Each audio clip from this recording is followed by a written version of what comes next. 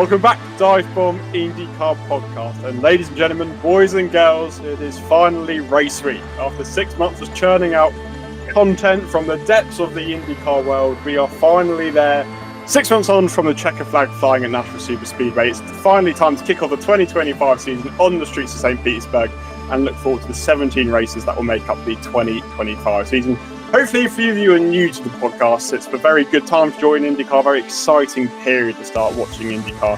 And if you haven't already, I'd recommend you listen back to last week's episode, which was with Will Buxton. Obviously, he's moving over with Fox Sports to lead the lineup of Fox's broadcast team for next year. So, an absolutely fantastic interview, loads of in-depth insight from Will about to move from F1 over to IndyCar and what Fox Sports might bring to the IndyCar table. I'd also tell you to listen back to the episode before that, which is our 2025 predictions. There's obviously 17 races, and with that, we must do our prediction on the podcast. There's an absolute podcast staple at this point. It's all our predictions episodes. So listen back to that as well before you get into this episode, because that's an absolutely outstanding listen full of some bizarre takes, which might be re-reflected on this episode. Some crazy, outrageous predictions, mostly from myself. But we'll get onto that a little bit later. But for this week, we're going to be previewing the 2025 season. We're going to go through team by team, say what we sort of expect from each team, go over some of the key changes for the season, and look forward to St. Petersburg and beyond. Now, if you're new to DIVEBOMB IndyCar podcast, which hopefully a few of you are, welcome. First of all, it's great to have you listening to the show. We like as many new fans as possible. We're going to help you try and embed yourself into IndyCar world. And if you're an existing listener, stay tuned. We've obviously got loads of exciting content coming. And if you don't know me, I'm Dan Jones, credentialed IndyCar journalist for DIVEBOMB Motorsport magazine. And I'm partnered by my fellow IndyCar journalist for DIVEBOMB Motorsport magazine, Archie, who will be with me across the course of the next 12 months or so, or the next 6 months or so, however long the season is, and beyond. Archie and me have been doing this for about 2 seasons now and looking forward to our 3rd season of covering IndyCar. Nearly 100 episodes. We'll be crossing that bridge pretty soon. But somehow it actually feels like the off-season, despite being, the best part of 5.5 months, actually feels like it's flown by. Can't believe we're at race week again, but I'm not complaining. It's exciting stuff. We said this last week, but felt like reacting to last year's predictions was literally weeks ago. And here we were last week doing our predictions for 2025. So time really does fly, despite us having several weeks of, oh my goodness, what are we going to do this week? What content are we going to put out the bag? But thank you, all of you who did persevere with our content. It should be a little bit easier from here. And as we do for all the big episodes that we have done for the last couple of months, we're joined by a very good friend of the podcast, James Scott, IndyCar journalist for Single Seater Space. James, it's great to have you back on for a very busy period to look forward to 2025 season. Yeah, no, I'm really excited, and I'm really glad to be back on the DIVEBOMB IndyCar podcast for this one, and looking forward to get stuck into our 2025 season preview with maybe a little bit more kind of better and more rounded takes than in the predictions episode. Absolutely. Hopefully less wild takes, especially from me this week. I do apologise any viewers who were offended by my outrageous predictions last week. Hopefully this week will be a little bit calm. If I'm right, I'm going to have a final laugh at it. I still haven't convinced myself of my bold prediction. So we'll have to see how that fans out. But as we said, we'll go through team by team, look at some of the key changes team by team. If you're a new fan or you're an existing fan, you should hopefully get all the information you need to know about what's going to happen in the 2025 season. So we said we'll start off with Chip Ganassi Racing, who have the defending drivers' champion Alex Palou in their lineup alongside 6-time IndyCar champion Scott Dixon and sophomore driver Kyffin Simpson fielding their 3-car lineup. Big change for Ganassi is they had 5 entries last season. However, due to the new charter agreement, which was introduced in the off-season, they've had to be forced to cut down to 3 entries, losing Linus Lundqvist and Marcus Armstrong for the lineup. There's a 3-car lineup for Chip Ganassi Racing. A very bold new look for Kyffin Simpson. He's number 8, Chip Ganassi Racing Honda, as he moves over from the number 4. And for Ganassi, it's all going to be about going for that championship again, trying to get Dixon his record-equaling 7th title and trying to get Alex Palou to become the first driver to do the 3-peat since Dario Franchitti in the early 2010s. Yeah, I'm kind of intrigued to see how this downsizing from 5 to 3 cars actually works, because it was only last year that they went from 4 entries up to 5, and you would imagine maybe they were a little bit stretched in terms of personnel, having so many cars, not necessarily having, the maximum focus of personnel on each individual entry. So I think that would be interesting to see. I mean, they have been a dominant force in recent years. They have been the best team in the series, along with Team Penske. And I expect nothing different this year. I think one area they might want to improve is the Indy 500 this year. That was somewhere where they maybe weren't as quick as usual. But no, just kind of honing in on the individual drivers. I think Kiffin Simpson's rookie year, I mean, he came in with not a ton of pedigree, really. He wasn't, his results in Indy Next in the feeder series hadn't really caught the eye. He's very young. And I think, he felt that his results weren't necessarily reflective of the progress that he made, but a few errors in there, a few incidents. It was all right. His best result was 12th. I think he'll probably want to be breaking into the top 10 this year.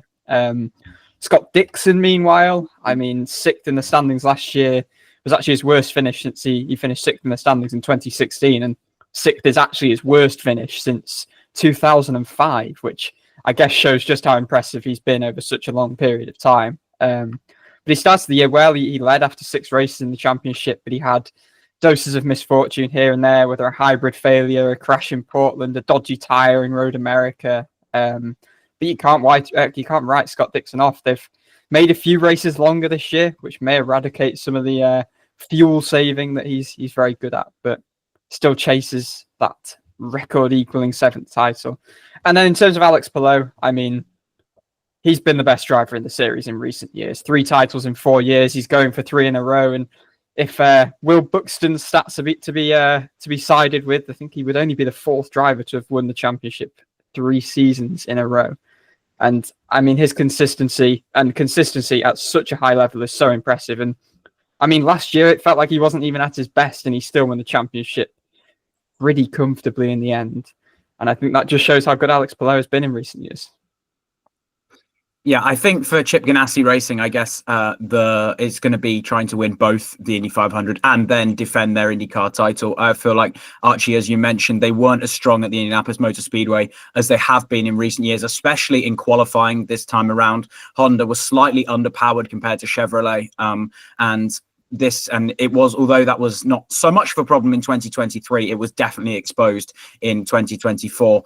The Fast 12 in 2023 only consisted of Hondas made from Chip Ganassi Racing, but this year they just quite simply couldn't match the deficit with engineering that Honda had behind Chevrolet. And Scott Dixon did a terrific job to drive to 3rd, but obviously 3rd basically means nothing at the Indianapolis Motor Speedway because only the champion goes home feeling any kind of satisfaction. And for Alex Palou, there's that nagging issue of having never won on an oval. He's managed to win 3 titles in 4 years, but he'll really be desperate to take that first oval win. He got reasonably close last year. There were a couple of instances where cautions didn't fall at the right time, and he finished 2nd as well, I believe in the 2nd race at Iowa.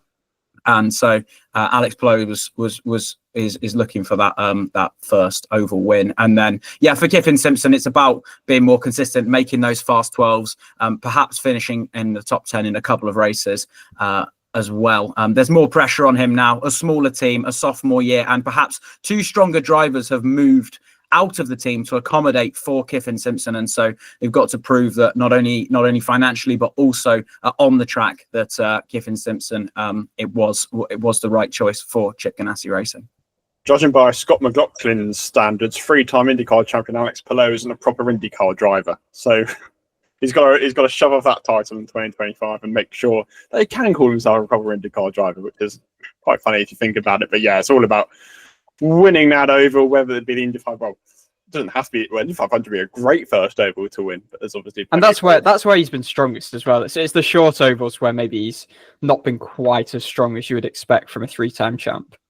Exactly, and Scott Dixon, it's Scott Dixon sort of at a stage in his career now where he never really has been sort of the strongest on an individual weekend. He hasn't taken a road course pole since 2017 or something absolutely mind-boggling like that. So Dixon's qualifying form has never been quite good because he is the master at racecraft. He sort of makes up for it in those sort of crazy races, and he wins so many of those carnage races that you always find Scott Dixon somehow at the front in all those crazy ones. But for Dixon, it's quite difficult because I think even he will admit now there's people who in the series who are fundamentally quicker than him, but don't sort of have the experience or the racecraft that he does because he is the absolute supremo in those things. So it felt at times last year that Dixon was a bit too anonymous. You had a few races where he was sort of just there. He didn't really make a strong impact too many times, which I think really needs to change in 2025, because Dixon's a driver capable of doing it.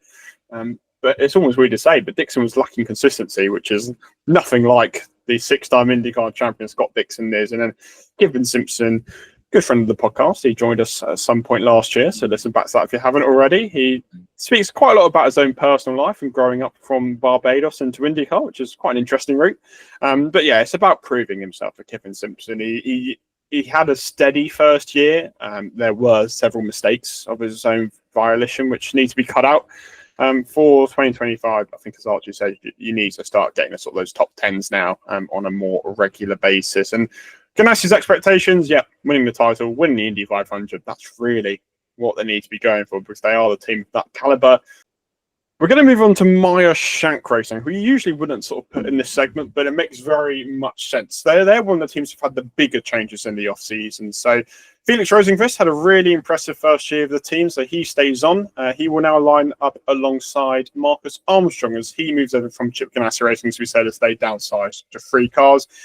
It is a move of team for Armstrong, but that's sort of more of a move on team on paper than in reality. So first of all, Armstrong's engineering crew that was with him at Chip Ganassi Racing will be moving over with him to Meyer Shank Racing, so he'll have a very familiar team around him.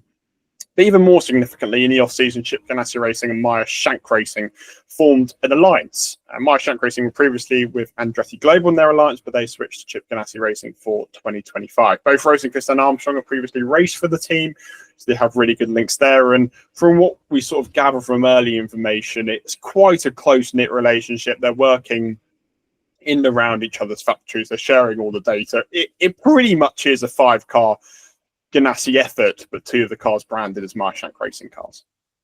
Yeah, I think Meyer Shank Racing had a very interesting 2024, because actually it ended up being almost more impressive than the ultimate results showed. But still, when you compare it to what their form was in 2023, it was still a fantastic year, regardless of maybe not achieving some of the results that they deserved due to mechanicals, incidents, what have you, out of their control. But they had one top 10 result in 2023. Their best qualifying result was 8th on 2 occasions. Last year, within the first 2 races, Felix Rosenqvist had earned them a front row start and a pole position. The first pole position the team had got, which was super impressive, a super impressive way for him to kick off his career there.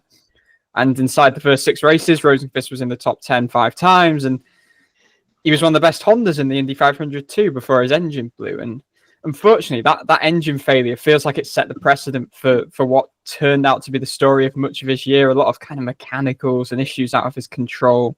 But I still think Rosenqvist really helped to transform the team last year. He really thrived as a leader after moving over from Arrow McLaren, where, he wasn't necessarily the lead driver there. Obviously, the change this year is no longer being in a technical alliance with Andretti, which seemed to function pretty well last year, and very similar to the dynamic that you've mentioned here, Dan. It seemed like they very much were a 5-car effort, and it was as close-knit as it had been. So it was somewhat of a surprise to see, that relationship end, and, well, Meyer Shank essentially upgrade to the best Honda team in Ganassi. So interesting to follow whether that will be a step forward. I think a big quest for Shank this year will really just to kind of be firing on both cylinders with both cars from the outset. Obviously, last year they took on, sports car ace Tom Blomqvist, and unfortunately made the change after 5 races because they didn't believe he was performing. And by the end of the year, they had David Malukas on board after he left Arrow McLaren after his preseason injury, and they've really had two chargers, and it felt like they weren't kind of fighting with a hand tied behind their back by the end of the year. And I can see that being the same with Armstrong. There's obviously, with the Ganassi Alliance and Armstrong having his core engineering group move over with him, not much is kind of changing from Armstrong's side. So there is an element of kind of stability there. And he's already been quick in preseason testing. Yeah, and also a key bit for Felix Rosenqvist as well is that Scott Dixon's former engineer, Ross Bonnell, who picked up 5 race wins with Scott Dixon over the course of 2023 and 2024, is joining that Felix Rosenqvist team, which is, yeah, as you say, another kind of symbol of just how close-knit we expect this relationship to be, but also how beneficial it could be for Meyer Shank Racing. Yeah, Archie, you talked in depth about Rosenqvist's season last year and just the 2 top 10s after that. Yeah, engine failure at the Indianapolis 500, which was difficult. And, you know, for their expectations for the year, I guess we expect both of them to be pushing for that top 15 in the championship and better. I mean, a top 15 doesn't sound great, but when you think about just how stacked the other kind of 4 big teams are ahead of them, but also then other teams that may be pushing for those spots. You think about AJ Foyt Racing and Ed Carpenter Racing, which of course we'll get onto very soon. So that will be, you know, something to look out for. And even perhaps can the Ganassi Alliance maybe fire them to an unlikely but potential first race win since 2021. That, you know, is something to track. They definitely now seem to have the tools in the toolbox. It's whether they can string it all together in one go as well. You know, it's something to look out for. And of course, one of their key storylines is always going to be Helio Castro Neves at the Indianapolis 500. I mean, the drive for 5 has been going on since 2021 after he won his 4th, become the first ever driver to win 5 Indianapolis 500s. That could be exciting. But yeah, I think Meyer Shank Racing is perhaps one of the most intriguing ones to look out for, an unlikely team to be rooting for, to be pushing to the front. But I feel like they have a quiet confidence in that they will be pushing towards the front, and it's exciting to see. It feels a bit weird to say, but they didn't get a podium last year. I know Felix Rosenqvist got one at the non-championship thermal club, but it feels like they had a much better season than that. They didn't step foot on the podium once, so that definitely feels like something that should really be happening in 2025. If you didn't know, the team made a huge step forward in 2024. They only had 1 top 10 in the entirety of 2023. They had a very veteran lineup in Helio Castroneves and Simon Pagenaud until Pagenaud was injured in quite a scary crash. And they made a huge step forward last year, which I think when you look at AJ Foyt Racing step forward in comparison, it sort of went under the radar a little bit. So it's just about really developing on that a little bit more. But they did surprise, and as James mentioned, the all eyes will be on Helio Castroneves come May. I mean, he hasn't had the best of luck in the last couple of years, but Ganassi have been strong in previous years, and as we'll probably touch on right at the end, the hybrid rate of the Indianapolis 500 will add an unknown to that. Yeah, and to me, we'll come on to Ed Carpenter Racing and AJ Foyt Racing, but to me, it feels like there's this prospect of possibly a second tier of teams building behind the traditional big 4 of Ganassi, Penske, Andretti, and Arrow McLaren, of, you know, Meyer Shank Racing with the Ganassi relationship, AJ Foyt Racing with a relationship with Penske, and then Ed Carpenter Racing as well, who have had an off season of a lot of investment and change. So we'll get onto some of that, but it really feels like Meyer Shank are part of that kind of group that will be pushing if there are opportunities and kinks in the armor that kind of appear among the top teams.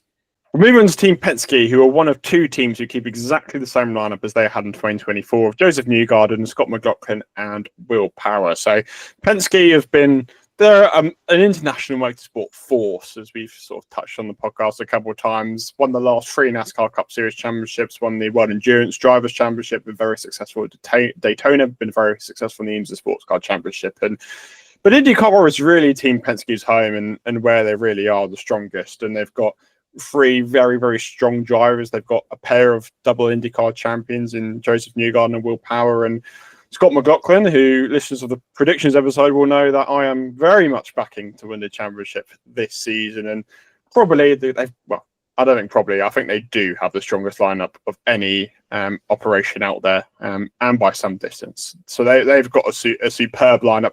Changes-wise, honestly, not really too much at all. The only minor thing is the team president, Tim Cindric, took a slight step down, but he's on Joseph Newgarden's stand and will remain on that stand for the rest of the year. So his operations role has changed slightly, but otherwise, nothing really too much has changed in the Penske camp at all.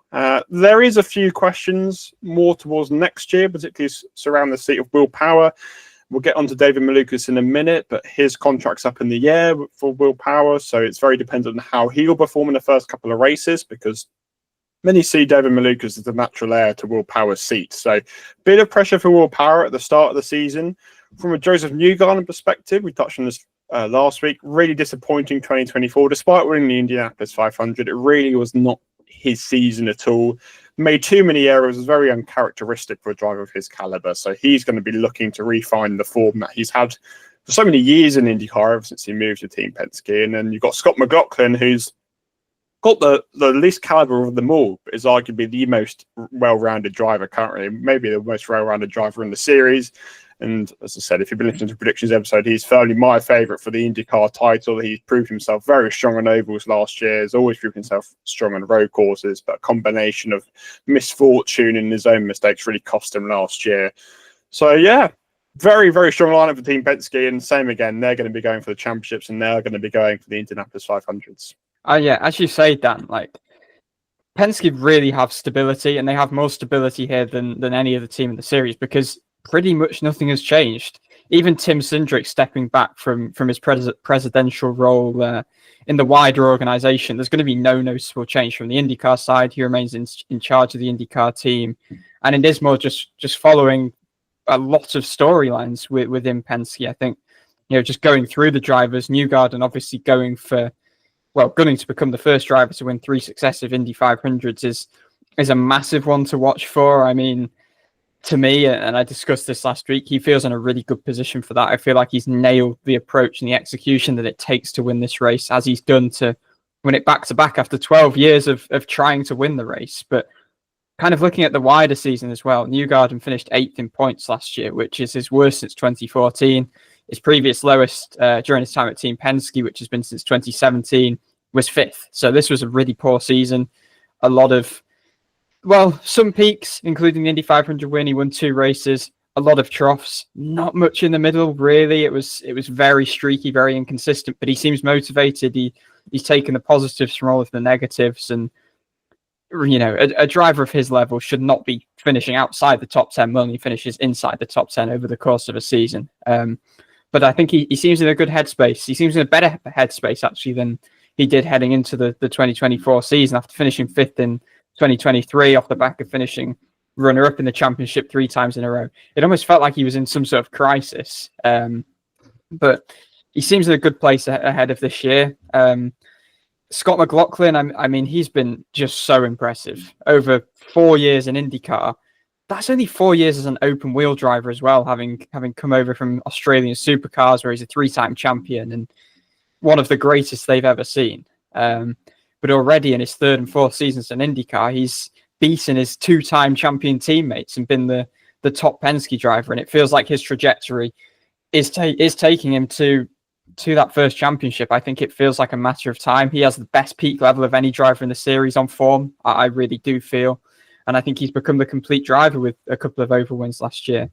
And then obviously Power as well, I think is maybe the biggest storyline across the season. I think it's crucial that he starts the year well because with Malukas, a youngster on Penske's books now, with his Foyt drive, and Power in the final year of his contract, it does feel like Malukas is looming. And if he starts the year well and Power does not, then Power could be under pressure. He had a good season last year. I think he won 3 races, right?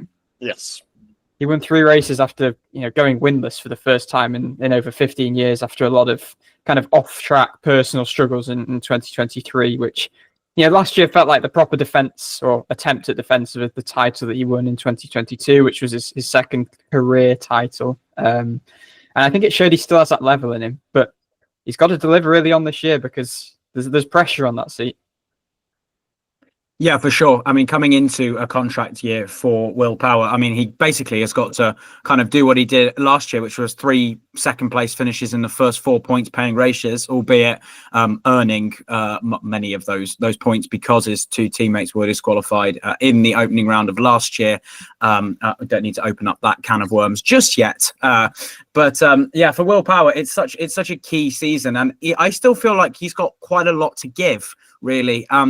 I guess the best kind of example of the fact we had a Team Penske straight fight was at Road America, where they finished 1, 2, 3, and it was Will Power who came out on top, and that wasn't to do with luck. It was just because Willpower was the strongest of the 3 Team Penske's on that day. And when you've got such like highly rated teammates, and I mean, you've spoken in depth about just how strong both Scott McLaughlin and Joseph Newgarden are. Willpower, there's still plenty of life left in him, I believe, in kind of his IndyCar career. And, you know, he was strong at the Indy 500 last year until it went wrong in the second half of the race, and he wasn't able to fight teammate Newgarden and Pato O'Ward and Scott Dixon for his own second Indianapolis 500 victory. So I feel like there'll be some fire left in Willpower, and as you say, getting a fast start is key for him in such a key contract year, and with suitors in the wings for one of the most sought after seats in IndyCar. All eyes will be on Willpower. And then you've mentioned the kind of the other key storylines with Newgarden going for that Indy 500 3P, and does McLaughlin finally have enough to win the title? As you mentioned, I feel like Team Penske may be even more focused than last year, with team principal Tim Cindric moving away from all of the other motorsports in the Penske powerhouse of motorsport to focus wholly on IndyCar. It could be a very strong season for Team Penske inbound, especially with 3 drivers with a lot of fight. 3 drivers, very big statements to make this season, but all for different reasons. You feel like Newgarden's got to prove himself again almost. It feels weird for Newgarden to say that, but outside the Indy 500, he's got to prove he's one of the top drivers again. Power's got to prove that Malukas is not at his standard, and he should be the one at Penske for years to come. And I feel McLaughlin now is the expectation is, especially from my end, is for him to start competing for championships and cut out these mistakes which are costing him championships. So 3 drivers, maybe, well, they do have a lot to prove, not in sort of the way from the driving perspective, but from the way they're sort of seen. I think last year, Penske's St. Petersburg saga put them in a bad light, and whatever way you look to them, it's all put a tint on their year, really. And look, we're sure that won't happen again. We hope it won't happen again. But that all 3 drivers really need to put themselves out there and have a really strong start to the season. I think is going to be particularly important. Yeah, I mean, that whole illegal push to pass usage really, it seemed like it derailed Newgarden. It put him in this kind of villainous light, and I'm not sure that was necessarily something he always embraced last year, and it seemed to just really put him off kilter. And the points that McLaughlin lost from finishing 3rd in that race essentially was the reason why he didn't win the championship last year. So on maths, yes. On maths, yes. So it was impactful. It was certainly impactful. And the other thing is, Newgarden's going to come into this year as a bit of a cult hero, because he's the one that started all these ads. He's probably the one who got the most attention from all these ads originally. So he's probably going to have quite a lot of new fans. And or maybe we'll start seeing people, oh, hey, that's Joseph Newgarden. He was the ad on the Super Bowl. So he's going to come in with a bit more limelight than maybe he did previously, which is pretty cool. We'll move on to their partners in AJ Foyt Racing. They've held their partnership for a year now. Yeah, 2024 was the first year of their alliance. They're going to the 2nd year of the Team Penske AJ Foyt Racing partnership. And this is a team who've had quite a few changes in the off-season, particularly compared to Team Penske. Santino Ferrucci was the most improved driver of 2024. He shot up from 19th in the standings to 10th in the standings, which was a really remarkable turnaround, which nobody was really expecting at all. The team had 1 top 10 finish in the entirety of the 2023 season before Ferrucci came to 11 in 2024 alone. So that was testament to the turnaround that the team had. Alongside them, they signed David Malukas, who many of you will know as one of the rising stars of the series. Got dropped by Aaron McLaren, as we said, last year due to injury. Then sort of redeemed himself as Meyer Shank Racing. There's a lot of different ways people see how that stint works. Some saw him as underwhelming. Some saw him as he proved himself again in an IndyCar. So there's very mixed reactions to that, but he's got a great chance here at AJ Foyt Racing. The other key change is the team used to split their operations between Indianapolis and Texas. They've now moved all their resources from Texas into their one base in Indianapolis. So as Santino Ferrucci describes, they're no longer playing tag team. They're all in one place with both cars running out of the same shop, which is another key change for the season. Now, it's rather interesting because I think Foyt come into the year with a real expectation now, which is bizarre to say because of how Ferrucci performed last year. there's a sense of Malukas should be able to do the same. And the Ferrucci-Malukas dynamic is one that people are really interested in. Ferrucci's a divisive character in the IndyCar field. You love him or you hate him, really. And he doesn't mind. He's all for it. He embraces it. He loves being that divisive character. His fireworks on track, his fireworks off track. I think of all the drivers to watch, I think Santino Ferrucci is definitely the top 3 most entertaining to watch on track, the way he drives. And he's proved himself that works by his results on track. But alongside him, we've got David Malukas, who is a bit smoother, a bit more relaxed behind the wheel. But we haven't really seen David Malukas have a really good chance. He's never really had a teammate who's directly comparable to him. Felix Rosenqvist was a pretty good matchup, but he was being embedded into a new team as Malukas. This is going to be really exciting. You've got 2 drivers who we all sort of think are at a very, very similar level. It's going to be fascinating to see how they pan out against each other this year. I mean, I think the fact that Ferrucci jumps up 10 spots in the championship in the space of a year kind of just outlines how massive the 2024 season was for Foyt. They were arguably the worst team in the series, or one of the worst teams in the series in 2023, apart from the Indy 500, where they really impressed. But, the relationship with Penske, being the best Chevrolet team and just a formidable force in IndyCar was clearly impactful. And also having IndyCar's answer to Adrian Newey, Michael Cannon, on board was pretty influential. But for 2025, they've lost Cannon. And, it's just a matter of how impactful will losing him be? Will it actually, the fact that he's left his mark, be enough? And obviously still having the Penske relationship too. But yeah, I think the most exciting thing with Foyt this year is just having what I think is probably the most kind of exciting lineup in the field, and the one that I'm most excited to see how that dynamic works out and who gets the better of who. And this is 2 extremely talented young drivers, 2 of the most highly rated young drivers in the series. On the Ferrucci side, this is the most continuity he's ever had in his career. The first time he's been with the team for 3 seasons, and he seems to really have, found his home. He was very consistent last year, which is something we've not seen from him. Took the team's first pole in over a decade as well in Portland. He's got high hopes. I mean, he's put them in the title conversation, which I think is pretty extreme. But they maybe could be in contention for some top 5 finishes, maybe, and maybe a race win here and there. I think a title, putting it together over the course of a season, is maybe a little bit much. But no, then the Malukas side as well. I mean, he seemed to match up pretty well against Felix Rosenqvist. I don't think he was getting outperformed at all in the latter end of last year after, quite suddenly coming back into the series after his injury and performing pretty much straight away. I thought his resilience last year was super impressive after such a tumultuous start to the year. Maybe he didn't get the results that he probably deserved, but I think the fact that Team Penske wanted to get him on their books is reward enough for the displays he put in while he was with Meyer Shank as well. So I think time will tell if he starts the year well and power doesn't. Could AJ Foyt Racing be a 1-year stepping stone to one of the series' best teams for Malukas? Yeah, so I'm just having a look. I think the most impressive part about 2024 was how AJ Foyt Racing came back at Iowa. They finished in race 1 a combined 24 laps down between Santino Ferrucci and Benjamin Peterson in 2023. And in race 2, Ferrucci finished 5 laps down and Benjamin Peterson was disqualified for driving too slowly. Ferrucci finished 6th and 11th in Iowa, which, whilst results say via Team Penske standard would be average, for AJ Foyt, that marks a rather significant step in the right direction for 2024. And you mentioned how they've gone up.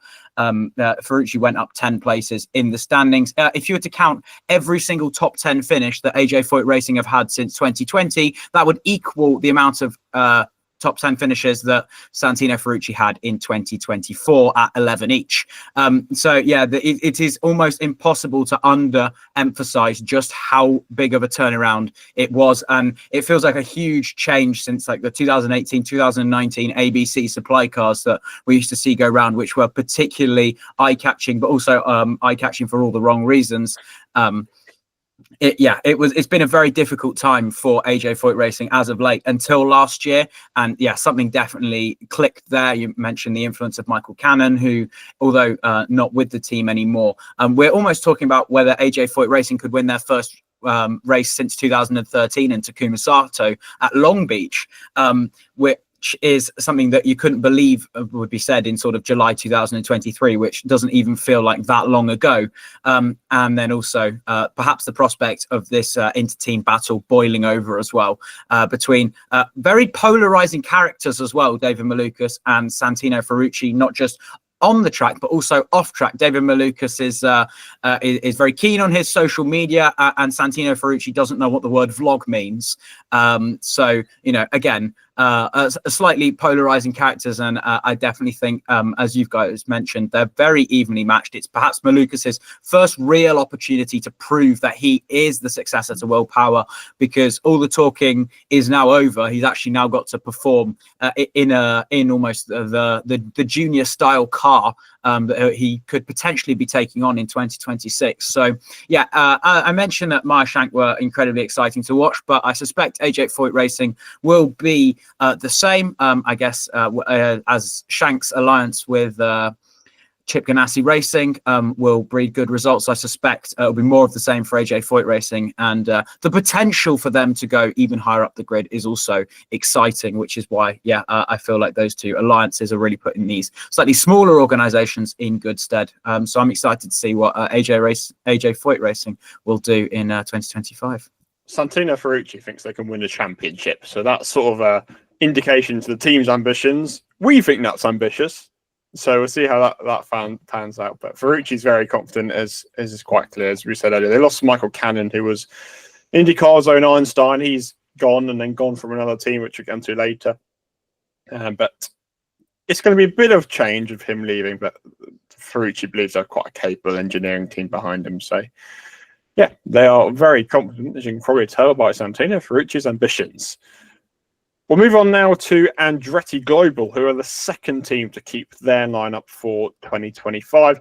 Colton Herta, Carl Kirkwood, Marcus Ericsson, with Marco Andretti coming back for the Indianapolis 500. No changes in the driver's side, but big change in the personnel side over the offseason, as Michael Andretti, the team that bears his own name, had stepped away from the team during the offseason. He'd been directly managing all the operations ever since the team was really founded. And he's taken a more advisory role now. He's stepping back from his role in the day-to-day running of the team. So he's been replaced by Dan Taurus, who owns Group 1001, who's a sponsor for Colton Herta and previously Marcus Ericsson, but not anymore. So he's now taken the helm of the team, which is the key change in that team, which is quite a shock, because Andretti has been running his own team for years and years and years, and has obviously done a great job at it. But it's a bit of an interesting year for Andretti. In 2024, they downsized to 3 cars, which was beneficial. They all sort of found the form they've been lacking for a couple of years. Colton Herta got into a late charge to second in the standings, which was a bit of a surprise, because I felt like Herta had quite a quiet season for a large majority of it. He's obviously rumoured with F1 very heavily. He doesn't really seem to be too bothered by that. But this could well be Colton Herta's last season in IndyCar. Is it a last chance for the foreseeable to win the Indianapolis 500? Is it a last chance for the foreseeable to win the IndyCar Championship? Alongside him, we've got Carl Kirkwood, who, as I said last week, goes quite under the radar nowadays. Does Carl Kirkwood? Hasn't really got anything to prove, hasn't really got anything to lose as Carl Kirkwood. It's sort of the status quo for him. Continued a decent performances he's putting up last year and continued that into 2025. But Marcus Ericsson certainly is somebody who's got a point to prove. Really did not have the first season with Andretti that he expected, or that I don't think anyone expected. Was rather underwhelming by the standards he showed at Chip Ganassi Racing. So he really needs to show that he is capable of being a strong Andretti driver and matching the likes of Colton Herta and Carl Kirkwood regularly in the team. I'll let our resident Ericsson correspondent take us away on this one. Well, yeah, I mean, last year, I mean, there's no hiding from the fact it was pretty underwhelming for Marcus Ericsson. 3 consecutive 6th places in the championship for Chip Ganassi Racing, with 2 wins in 2021, an Indianapolis 500 in 2022, and then a victory in St. Petersburg alongside a 2nd place at the Indianapolis 500 in 2023. Well, there was then a significant fall from grace, as he only stood on the podium once, coming home 2nd to Scott Dixon in Detroit. Other than that, it was a season littered with errors and misfortune. But I guess one of the things with IndyCar is you almost make your own luck. The one I kind of look back on the most is the Indianapolis 500, where he was taken out through no fault of his own at the very first corner. However, he should not have been in that place in the first place. He should not have qualified on the final row in an Andretti car. And so, it was a very difficult season for Marcus Ericsson. I suspect that it will be one that improves rather significantly. He was, I think, 8th place on running order over the course of the season, but finished 15th in the championship, which is quite a significant drop off. And as you can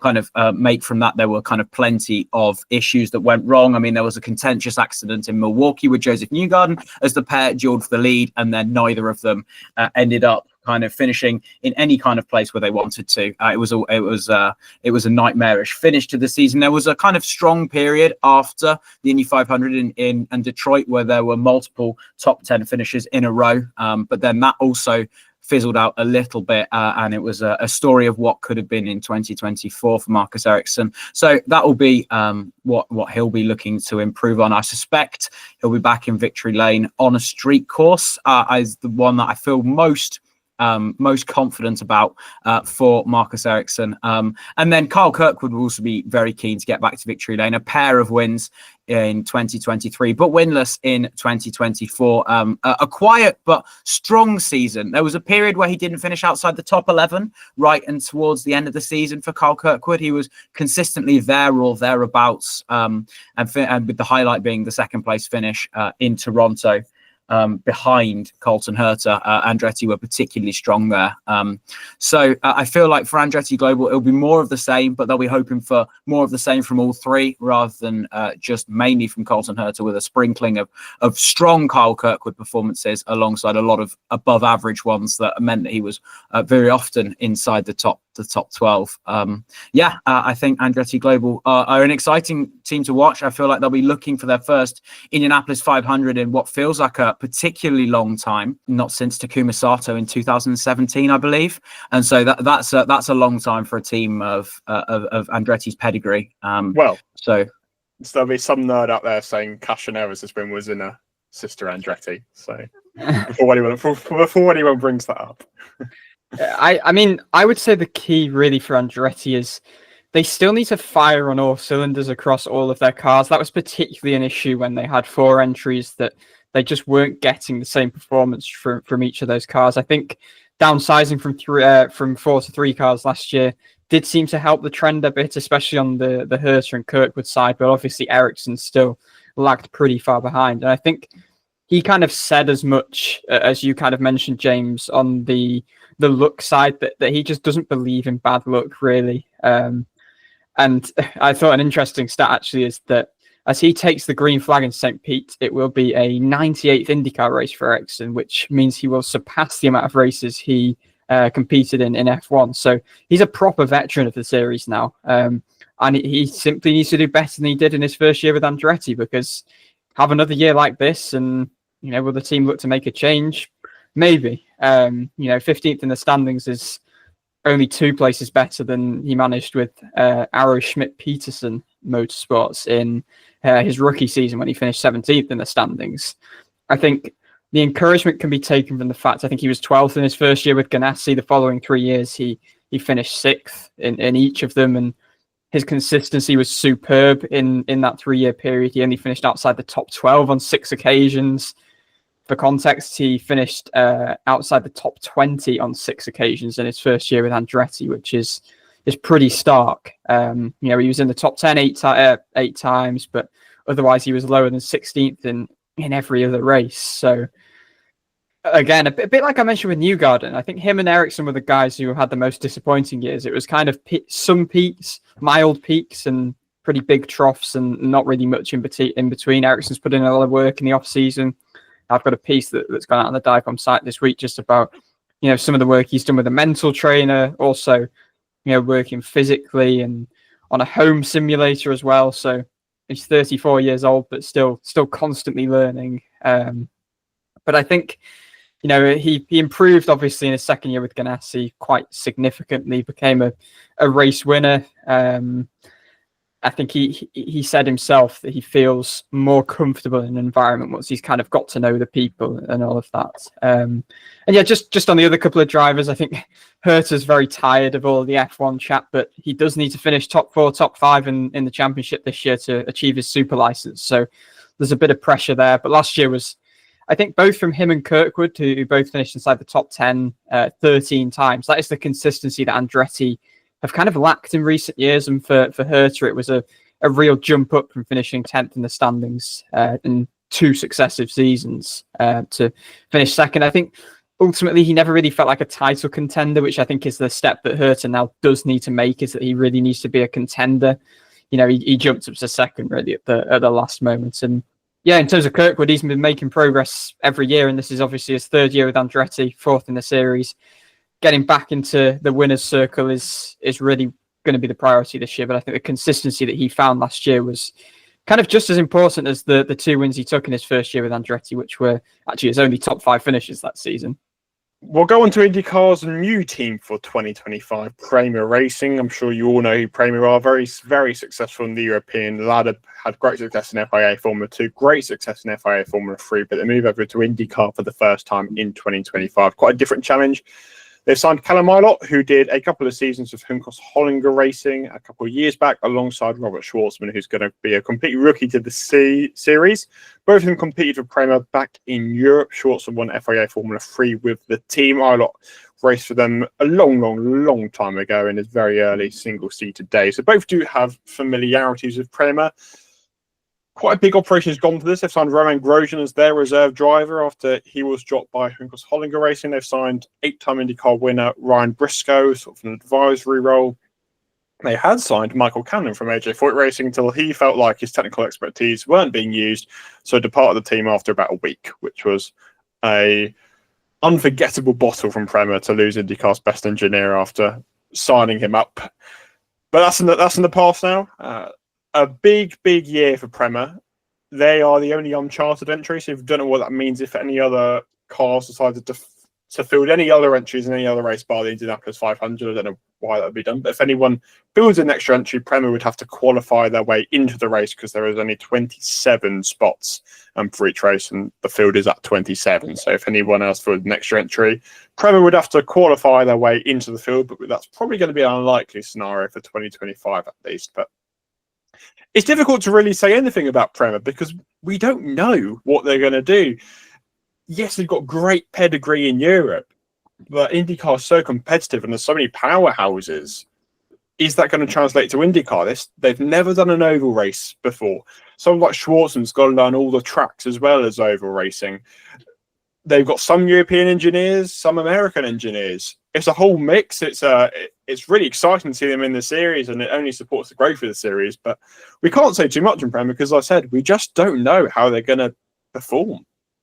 I mean, they're the biggest unknown, aren't they? I think one thing that has been eliminated, and I don't think there was any real concern that they wouldn't be competitive, but they have been, on the pace in the tests that they've done so far. Callum Ilott was, putting up top 5 times at the recent Sebring test, and you can't put too much into testing times, but I think for a new team, simply to be in the mix like that is pretty encouraging. And they've got too much pedigree as a team from the European ladder not to kind of deliver on that.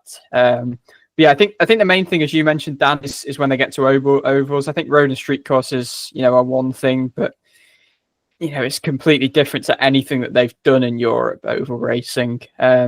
And I think, that there will be teething problems, generally not just having that first-hand knowledge as a team of the tracks that they are visiting. They've obviously, they're going to have personnel with experience of setups and all of that. But the team itself does not know that. And I think they've kind of got a bit of an amalgamation of, personnel coming from different racing series. So having all of that gel might take a little bit of time. They're a high quality operation, but who's to say as well there won't be reliability issues as they put this car together for the first time and try and complete a race distance and stuff. And they kind of hit the track pretty late in the off season, and there've been limited test days, so that could it have them on the back foot a little bit, possibly. I like their lineup a lot. Obviously, 2 drivers familiar with the team. I think Callum Ilott's an excellent pick. He's got experience of guiding a team up from the bottom at the start of their IndyCar journey with Hunkos-Hollinger racing for a couple of years. And, he delivered really quickly there, and he was fighting for top 10s. He managed top 5s as they expanded from 1 to 2 cars, and pretty unfairly, lost his drive there as he was, cracks emerged in that relationship. He felt he wasn't really being listened to or treated well, but Prema really will kind of listen to that knowledge that he has. And, on the other side, Robert Schwartzman, I think, is a young driver with an awful lot of pedigree, a lot of experience and success as a junior in the F1 ladder, a race winner in the top class of the World Endurance Championship. He's been embedded in, Formula One teams as well, driven F1 cars too. And he's shown flashes of speed in his test outings. He tested with Ganassi a few years ago, and they were very impressed at that point. And an IndyCar move didn't materialize then, but he was very keen from that moment onwards. And, just like the team, he doesn't have overall experience. He doesn't know the tracks, but I expect that in the long term, just like Prema themselves, that he will be a very good IndyCar driver, and they will be a very strong IndyCar team. They have, in general, and leave the Michael Callanan bit aside, they've surrounded themselves with good people. Romain Grosjean's best IndyCar results and the most impressive performances were his performances in the smaller organizations at Hunkos-Hollinger, and also his performances with Dale Coyne Racing, especially bringing them a pole position and a podium finish. These were very strong performances, and for Romain Grosjean to be able to tap into that pedigree as well. It feels like Grosjean was a new driver in the series, but then also competed well over 50 IndyCar races. So not a new driver, actually a driver with a reasonable amount of experience and understanding how kind of these bits and pieces work, going through the whole process of the Indianapolis 500. Robert Schwartzman will have to go through rookie orientation programming and all of these bits and pieces, surrounding themselves with good people like Ryan Briscoe, who's a 2012 Indy 500 pole sitter. Again, another good mentor for the team. And I feel like it's all got to be about consolidation. And if they don't, hit the ground running straight away and they are towards the back of the field, they shouldn't be disheartened, because they've got to be able to tap into the knowledge that they will gain over the course of the year. And so, we talk about a huge amount of unknowns, and perhaps that's exciting. And I don't expect really much from Prema this year. It's almost a free hit for them. If they're not as strong in 2026, well, then maybe we start calling into question what's going wrong at Prema. But 2025, and especially this first half of the season, is very much a free hit for them. And I'm excited to see what the strong lineup can do, whether Callum Ilott can drag some great individual performances out of that car. Robert Schwartzman definitely has speed as well. But yeah, I just think it's a bit of a free hit for them. It's got to be about consolidation. They've got to kind of create a foundation off which they can work, and it should be exciting. Let's move on to Aaron McLaren, who've had a lot of changes in the offseason. They line up with Pato O'Ward, who's been a staple mate of the team for, I think this is the 6th season with the team going into now, believe it or not. He's alongside Nolan Siegel, who did sort of the back end of last year after he moved to the team mid-season, and they signed Christian Lundgaard from Rahal Letterman Lanigan Racing, sort of one of the unproven stars, maybe if it was the right term, because Lundgaard's got a good reputation, but we don't really know where he stacks up, just because he hasn't really had a chance to prove himself at Rahal Letterman Lanigan Racing. They'll have Carl Larson again, the Indianapolis 500, the 2021 NASCAR Cup Series champion, but that's the only time we're going to see him. But that's very, very exciting, but we'll probably come to that more towards May as opposed to now. And maybe even the biggest change was they got rid of their team principal, Gavin Ward, who had been at the helm for the team for a couple of years now, who had a very high reputation. From what McLaren made it out to be, Ward wasn't really leading the team forward, and they weren't winning the championships that they had expected to be winning by this point. So Ward had been removed and been replaced very recently by Tony Kanaan, obviously the 2013 Indianapolis 500 winner in that role. So a lot of changes for Aaron McLaren. And it's quite hard to say what we expect from Aaron McLaren this year, I feel, in many ways, because they still don't feel like a team capable of fighting for a championship. I think Pato O'Ward probably is a driver who is capable of fighting for a championship, but I don't think McLaren are at this stage. Nolan Siegel really needs to prove himself this year. The way he was dropped into the seat last year was controversial. We won't go into that Paul Worms again. That was a whole 40-minute podcast episode if you really would have re-listened to that one. The way he got into that seat was controversial, and Siegel really does have to prove himself this year as someone who deserved that seat. I think last year he wasn't outstanding. I think you've you can do that in your first year, in that first half of the season. But this year, the excuses aren't there. He's had the time to adapt, and he's now got to perform. And then Christian Lundgaard, Alexander Rossi and Felix Rosenqvist didn't provide the challenge to Pato O'Ward that McLaren probably would have expected.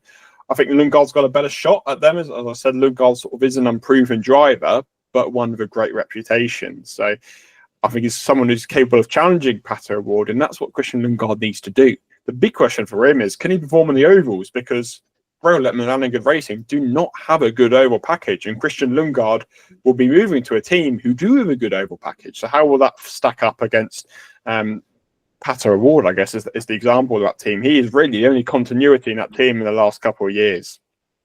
I mean, we've spoken about stability, haven't we, with the likes of Andretti, and I think particularly Penske. I think the stability that they have had as a team has been a crucial part of the successes that they have had. And Arrow McLaren have just been the complete opposite in their pursuit of, the top successes in IndyCar. They've been a team that has just been in a constant state of change, in a constant state of flux. And I think the key question into this year for me is, have they finally found stability? I think that Gavin Ward in his dismissal was almost scapegoated a little bit, I feel. I don't know whether there was a bit of a power struggle there with obviously Tony Kanaan also being quite a big voice off track, and team principal not being necessarily the best role for Ward, who's got a very strong engineering pedigree and will probably go on and be very successful for another IndyCar team at some point. But I think Zach Brown almost set unrealistic expectations that he felt that the team could have been on a title push last year, because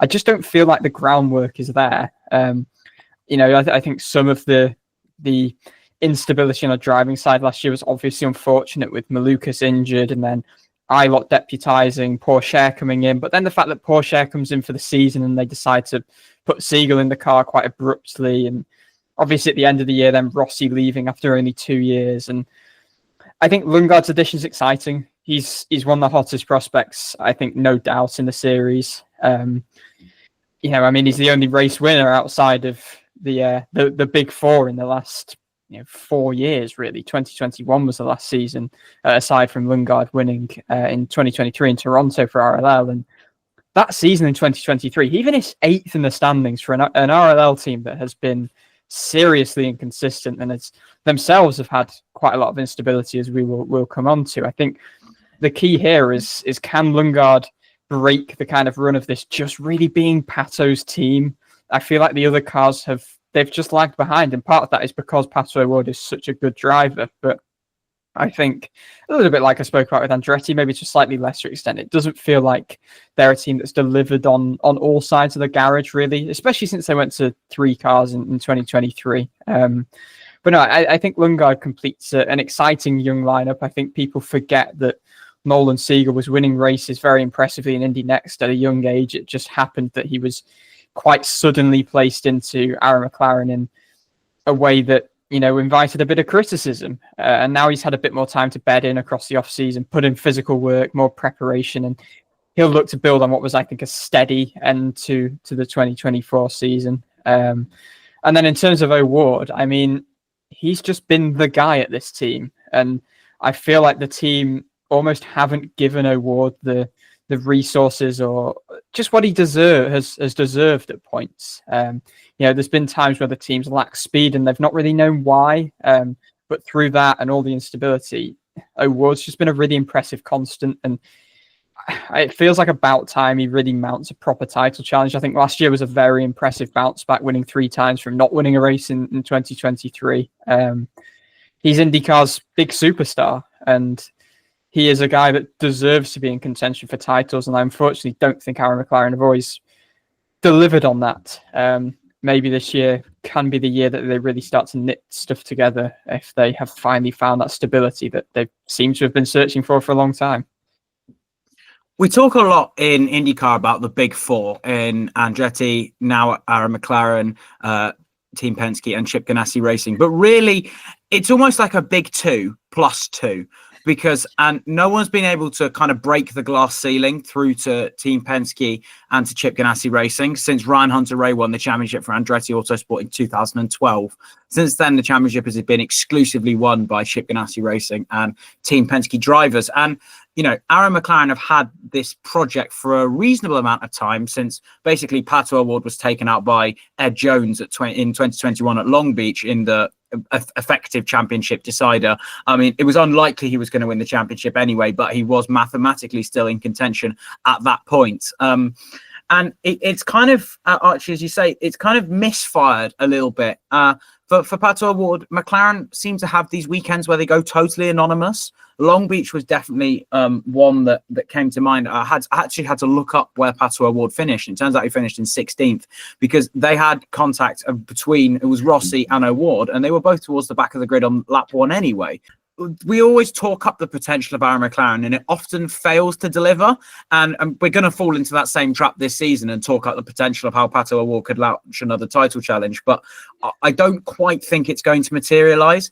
And almost it's impossible to justify, except for the fact that they have all kind of the tools in the toolbox to do so, but something never quite goes right. They're just not quite as well oiled and as slick as these operations that have been going for such a long period of time. I mean, they became McLaren's influence in 2020. So this will be their 6th season of having McLaren, and they dropped the SP after, I believe, 2022 coming into 2023.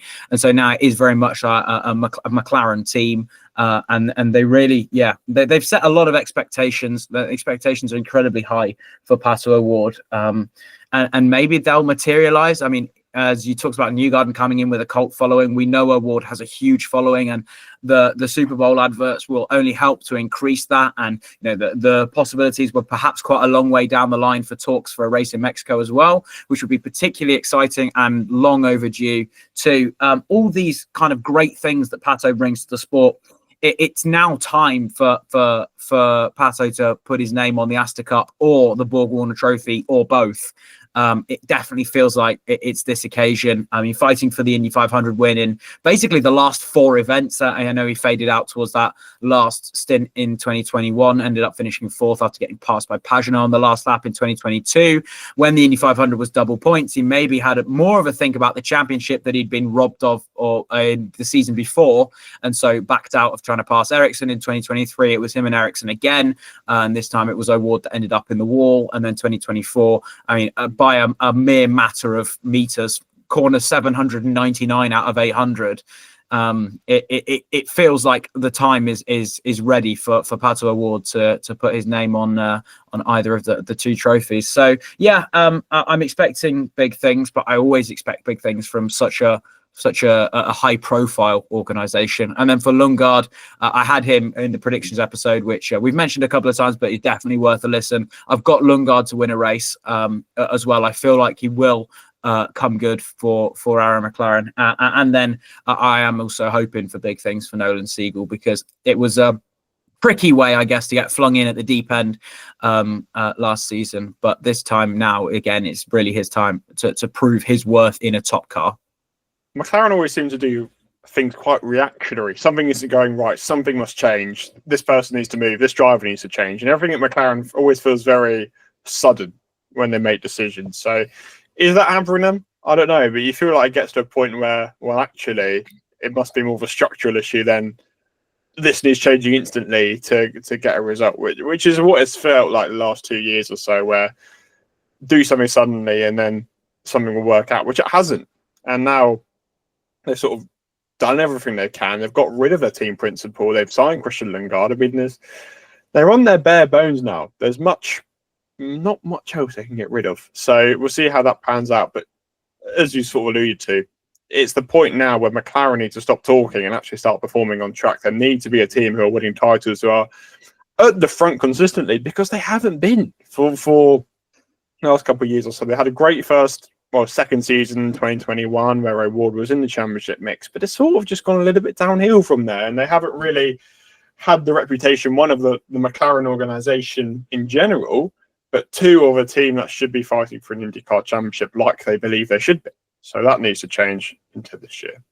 I mean, there's nowhere to hide now, I think, is the way to sum that up. And they need to realize that a process may have bumps in the road. And whenever there's a bump in the road, it doesn't mean you have to suddenly, throw the kitchen sink at making a ton of changes. It's a project, and it might take some of those little stumbling blocks to get where they want to be. And if you start ripping it up and, just start doing so constantly, you aren't going to get anywhere. You're just going to keep going back to square one. Let's move on to Lundgaard's previous team at Rahal Letterman Lanigan Racing. Not many organisational changes coming into 2025, but a driver lineup does have a couple. Graham Rahal stays on with the team as he has done for pretty much his entire IndyCar career, as the team bears his father's name.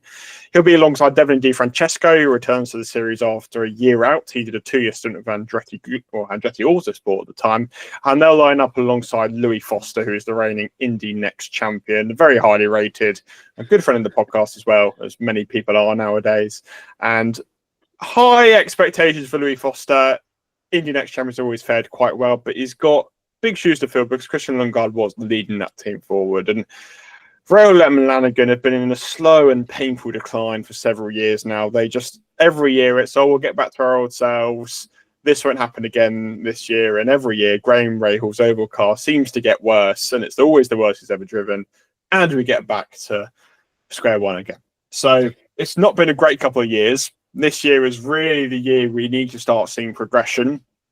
Louis Foster's an exciting talent, and Graham Rahal's got a lot of experience, but they don't really have a lead standout driver, which I feel like Lundgaard had sort of established himself in that team. They don't have that anymore. And you feel like, you hate to say it, but you feel like again might be a learning year. Look, we don't really expect anything from Devlin Di Francesco, with the utmost respect, because he just doesn't have the pedigree after just an Andretti Autosport at the time. So it's getting rather confusing with their name change last year. So yeah, it's one where they need to show progression, and you feel that might be difficult this year, considering how the last few years have fared and the driver changes they've made. But something has to start going right for this team soon. Something.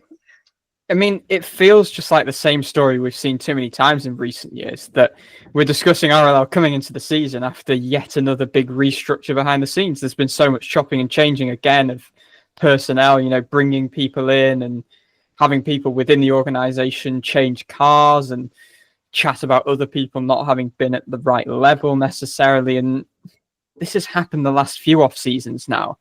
And it just seems like they haven't really struck the right formula to return to those days of being a front-running team. I think ovals, again, have been where they've been searching the most. And you had that harrowing weekend, really, at Milwaukee, where Pietro Fittipaldi qualified slower than the Indy Next pole time, that's not good. Which ironically was Louis Foster's pole time. Yeah, and the thing is, like, you see glimmers occasionally, and even, Graham Rahal was running in the top 10 at times, I think Iowa, and you're thinking, okay, maybe they've fixed a few things, but they don't deliver consistently enough on those glimmers. They have had more pace on road and street courses. Obviously, Lundgaard won on a street course in Toronto, and you've had pole positions on road courses, but even there, which has been their strong point amid these kind of more difficult years, 2024 felt like there was a backward step, if anything. And I think, losing Lundgaard's been the guy who's really driven this team forward in recent years, finishing 8th in the standings, and even last year when they struggled, still finishing 11th in the standings. And he is being replaced by a guy who's super talented in Louis Foster. He so dominantly won that Indy Next title, but he's a rookie and it's going to take time, and you are losing this guy who's spearheaded the team and kind of been the one shining light, and that's got to sting. They wanted him to stay, and understandably so. And he's been, above and beyond the quickest driver in their ranks since he moved over from F2. I think Foster in the long term could be very similar, and it could be a very similar trajectory in many ways, but it's not going to be immediate. I don't envy Foster coming into this environment with a lot of change, and it feels again like they're starting a season with everybody adapting together. I mean, just to outline how the team has declined. I mean, Graham Rahal, 18th in the standings last year, was his worst since 2014. And between 2015 and 2010, he was in the top 10 in points every season. But since then, he's finished 11th, 15th, 18th, and it's just getting worse. Like last season, he was 15th or lower 10 times. He was only in the top 10 5 times, and we've just become accustomed to a lot of complaining and a lot of speak of inquests. He was back on bump day for the Indy 500 for the second year in succession. Okay, he made the race and had a respectable race day, but I think it just epitomizes the rut that this team has found itself in. Since Graham Rahal finished 14th at the Indianapolis 500 in 2022 and teammates at the time finished 18th and 24th, he said that this was unacceptable. They bettered that result once at the subsequent 2 Indianapolis 500s, with Lungar coming home in 13th last year.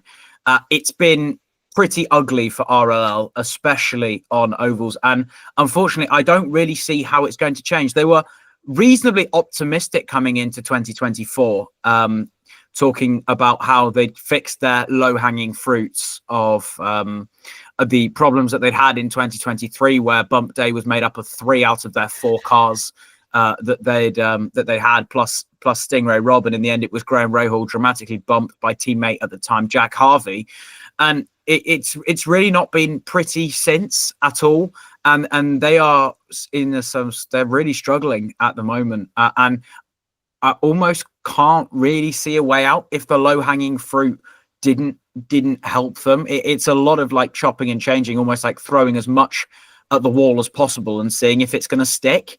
And it's really quite tricky for RLL in this moment. And I do feel like this is going to be another difficult year, and we'll have another inquest and we'll do the same thing again. I mean, at Media Day towards the end of January, RLL spoke about ovals once, and it was Devlin DiFrancesco feeling slightly more optimistic about how they were going to fare.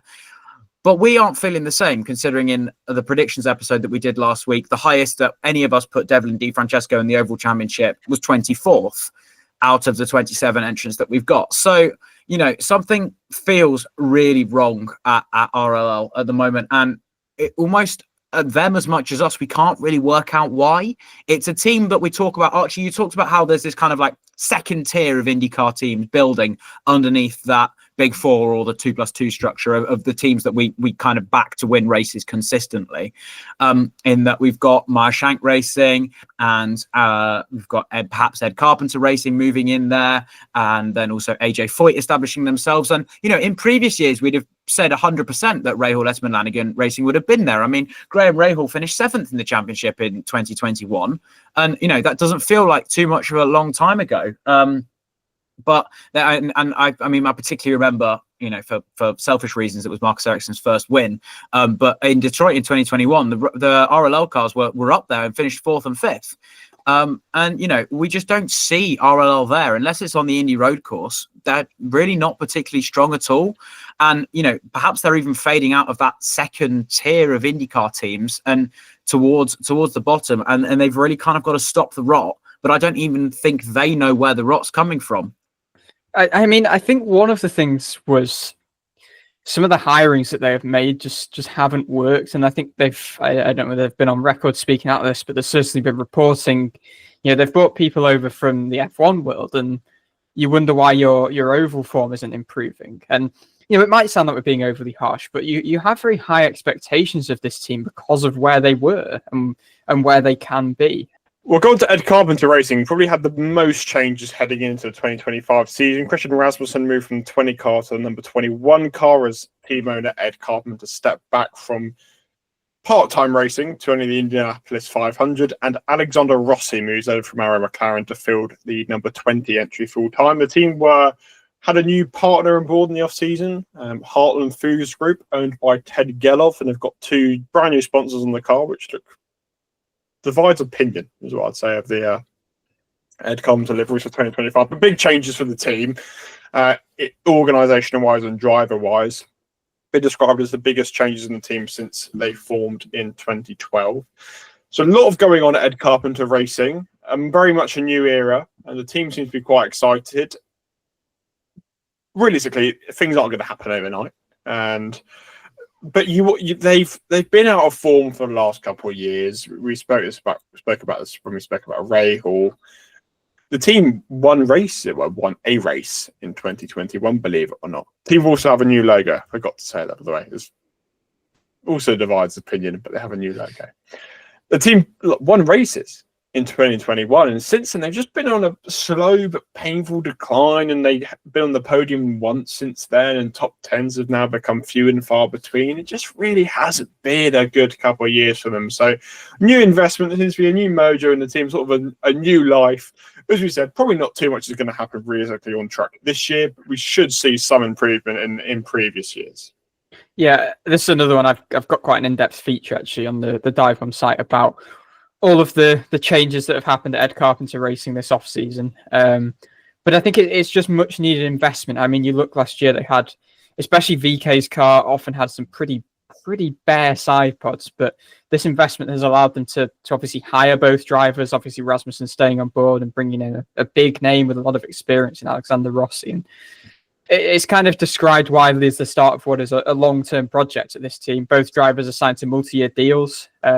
Rasmussen coming off the back of an encouraging rookie year, maybe a bit better than the results actually showed in the end. He stepped in. He was initially doing obviously just a road and street program, and Ed Carpenter actually stepped aside to allow Rasmussen to run the final 3 ovals, feeling that Rasmussen would do a better job, and he repaid that faith, got them into the Leaders Circle, and earned the important funding that the Leaders Circle contract gives. And other highlights, he finished 12th in the Indy 500, which was pretty impressive, and only got one top 10, but I think there's a year of potential to build on there. Obviously, Rasmussen being the 2023 Indy Next champion, and he's ultimately been favoured to Rinus VeeKay.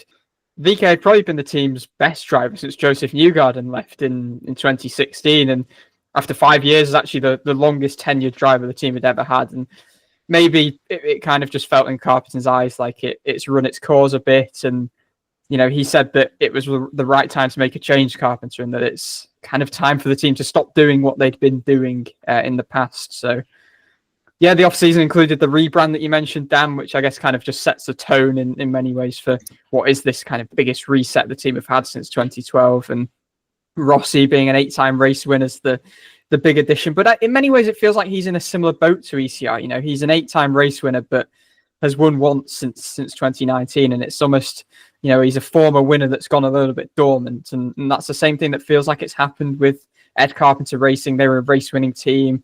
Newgarden most recently in 2016 when he finished 4th in the championship, and it's just been such a big downturn since then. VK's taken the only win since 2016. He's also taken their best championship finishes since Newgarden was 4th in the championship in 2016, which are 12th, which kind of just says it all really. But there's not necessarily been an overhaul this off-season, but the investment is just allowing, again, just more to be put into resources to add layers onto what's already there, maybe add a few personnel in some key areas. But yeah, I don't think it's going to be immediate, but maybe 2025 could be the start of the turning of a corner for this team. It almost feels a little bit like a free hit for Ed Carpenter Racing this season. Like the discussion, as you've quite rightly mentioned, has been on kind of the improvement and this being a long-term project, and they've got to kind of build something this year that they can go from, I believe. And that's kind of where they're at the moment. And I in the predictions episode, perhaps my most outlandish prediction was predicting that Christian Rasmussen would win a race. And I think I said Milwaukee, but I feel like I might regret that. However, I do feel like they're going to have something go right because they've got all this investment coming in. It's not a sleeping giant because they've always been a slightly smaller organization that have then run particularly well at the Indianapolis 500. And then this year, they weren't even as strong at the Indy 500 as they have been in previous years. I mean, one of the most dramatic moments was Rinus VeeKay driving his way into the Fast 12, and it was beautifully narrated by Lee Diffie and how quickly that they turned around that car after his accident in the morning. And Christian Rasmussen was my most exciting driver at the Indy 500 last year as well. In practice and in the race, he was just fearless in making moves. So if they can combine Rasmussen's raw talent with Rossi's experience and build something strong this year, 2026 could be a really kind of a strong year for Ed Carpenter Racing and see them surge towards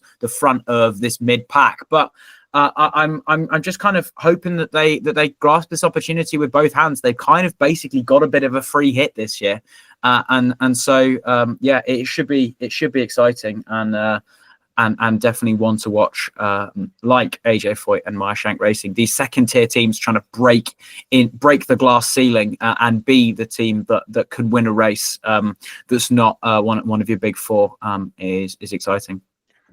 On to our penultimate team at Juncos Hollinger Racing, definitely one of the smaller outfits of this series. Few key personnel changes. They signed David Brown as the technical director, Will Phillips as the head of trackside engineering, and Tom Edwards as their team manager.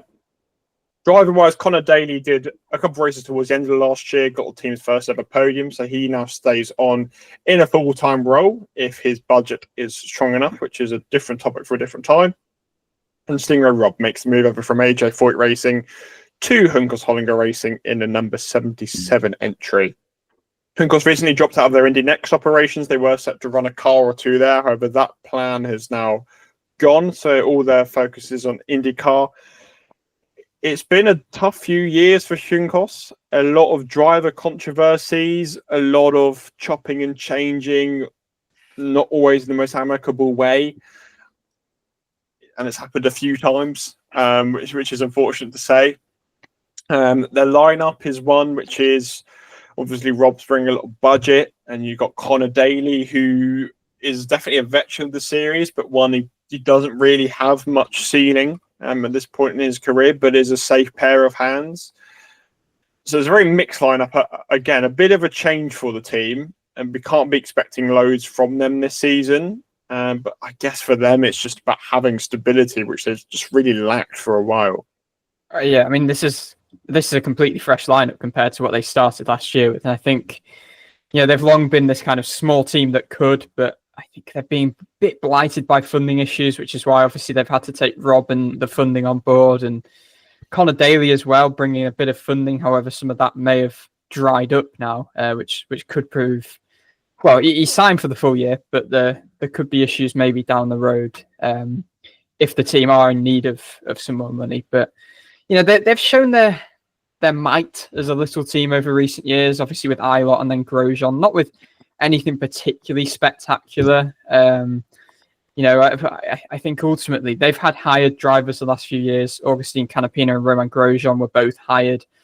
And I reckon that's simply not sustainable anymore. They've had many a bare side pod as well on their cars, and not many sponsors. I imagine Grosjean probably commanded quite a large salary, being a bit of a global superstar ex-Formula One driver. He lamented the rising cost of IndyCar actually after the season, which is possibly a reason behind him not staying with the team. Daly came in obviously end of last season, replacing Canapino, who became a bit of a controversial figure, lost his drive as well with the car a bit low in entrant points, needing that $1 million of funding with the Leaders Circle contract. And I mean, Daly did well, delivered the first podium for the team, only the second of his career, actually. That seemed to be kind of the main thing that really earned him a drive for this year. But yeah, there's uncertainty there, obviously, on the Daly side now in terms of the full year. And, Stingray Rob, I guess Daly provides experience to support Rob. This is a third team in as many years for Rob.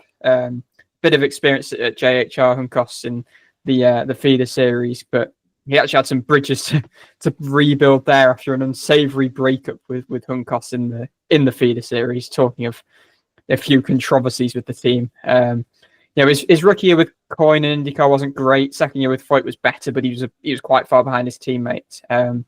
He's not a slouch, Rob. He won the Indy Pro 2000 Championship on the road to Indy, but there's more performance to find there too. Yeah, I feel like this is good. It's going to be a year of transition for Juncos Hollinger. They kind of came forward towards the start of 2023 and then regressed towards the end. And then last year was really topsy-turvy and they pressed forward a little bit towards the end. There were 4 top 10 finishes after Laguna Seca for Romain Grosjean. Of course, Connor Daly secured the team's very first podium at Milwaukee. And there was a little bit of feel good that hopefully they can take into the second, the sort of Colin Daly's second season with the team, and I read something saying that even without that funding from Polkadot, Colin Daly is very much Juncos Hollinger's driver. So there's definitely something there for them to work off, and they're not really now the team that the small team that could. They've actually kind of hired stronger people and hoping to move their way up the grid. But, someone has always got to be the ones picking up the wooden spoon, and I hope it's not Hunkos. But all these teams have these great aspirations, and then, at some point it's teams that do kind of regress a little bit. And I hope that's not the case for JHR, but it could be a worry, especially if Rob's the only budget that's coming in. They're quite notorious, their cars for having JHR on the side pods rather than a sponsor. So we shall see with Hunkos Hollinger, but it's almost as big as unknown as Prema. We really have no idea how Hunkos are going to perform. We'll round out with Dale Coyne Racing, often regarded as the smallest team in the series, and they probably had the most difficult 2024 of anybody. Didn't have a stable driver lineup at all. It was this person can afford to run this many races, and let's run them whilst we can. So I believe they ran 9 drivers across the course of the season. This year, it is limited to 3 per car anyway, but that shouldn't be a problem because they signed 2 drivers full-time. Rinus VK is sort of more experienced, had their number 18 entry, and then Jacob Abel steps up from Indy Next as the 3rd rookie of the season in the number 51 entry. So for Coyne, it's really just going to be about having that stability they've lacked in recent years. They've had a tumultuous year, best finish of 13th, really off the pace on many occasions. And this year, having Rinus VK to support Jacob Abel and lead that team sort of back to finishing in the top 10, just having that stability they really haven't had the last couple of years, I think, is the most important thing.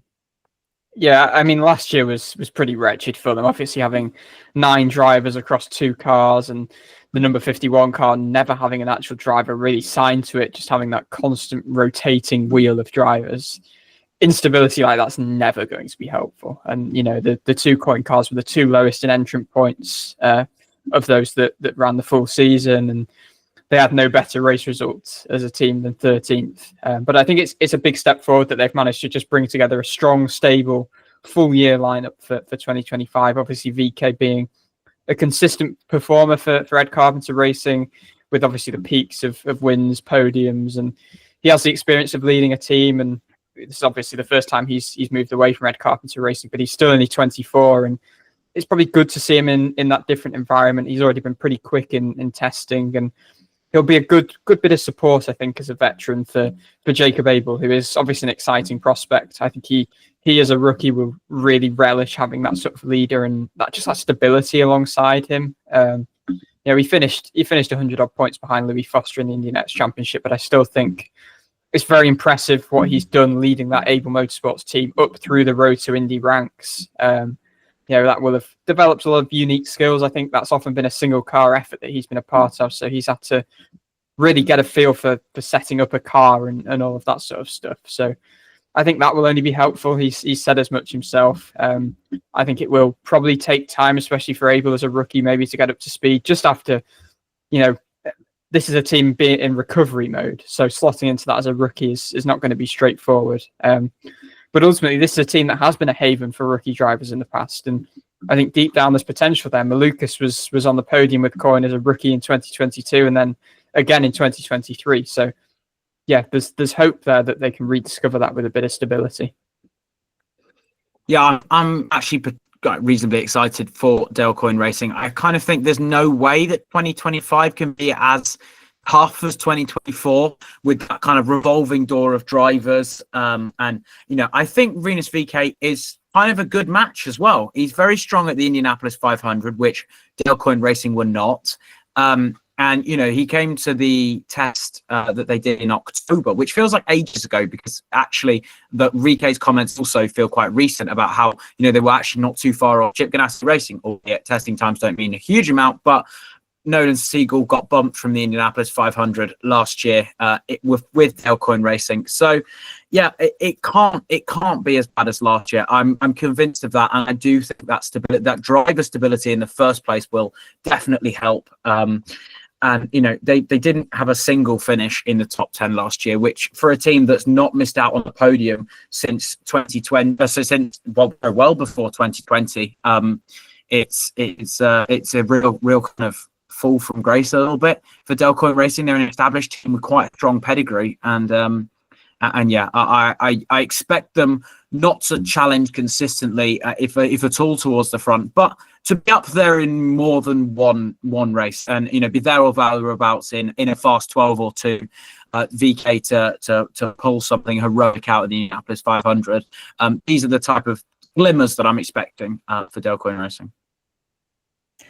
So just to end off, I'm going to go over some rule changes for 2025, because there have been a few minor changes over the off-season on various different rules in IndyCar world, which might need to make you aware of. There's not too many, but we thought we'd be nice and just run them over for you anyway. So we'll start with some races have had their laps count change. So Long Beach is now up to 5 more laps at 90 laps. Mid-Ohio has had another 10 at 90 laps. Iowa Speedway is now up to 275 for each race. Toronto's up to 90 laps, and Nashville Super Speedway is up to 225 laps. This was sort of just to reduce fuel saving, that sort of thing, and make the races a little bit more exciting. Obviously, this year we'll have the first season of the hybrid fully integrated, particularly at the Indianapolis 500 will be the main difference. The hybrid can now be restarted in the pit lane, which is a weird rule they didn't have for 2024. So that will now be the self-hybrid restart can be used in the pit lane, which wasn't able to be done earlier. Yeah, Colton Herta was penalised in Portland for restarting with the hybrid in pit lane. I remember there was quite a bit of confusion around that. So it is just logical. Practice sessions have a small change. Last year they trialled the split practice, which seemed to be popular, and it worked. So for every single road course on the calendar, the last, I believe it's 10 minutes, last 20 minutes, we split into 2 10-minute segments where the drivers were split in half on every single road course for the season, apart from Road America, just because the track's so long, just to give drivers a little bit more uninterrupted running time as they've done previously. So that's a small little change there. And highline practice will continue in all the short ovals in 2025 as well, just to hopefully improve the racing. Tyre allotments on the majority of road and street courses this year have also been adjusted, where they get 1 set more of the alternates and 1 set less of the primaries. Is another minor change. On race starts and ovals, there's a mandatory pair up location of 1 to go to reduce the chance of accidents on the start, like we had at Milwaukee last year. Where feasible for over restarts, the restart zone will be extended to give the leaders a bit more of an option onto where to go. The multi-stage pit limiter will be expanded in a couple of races this year at Worldwide Technology Raceway, Iowa and Nashville. So some sections of pit lane will have some speed and another section will have a slower pit speed.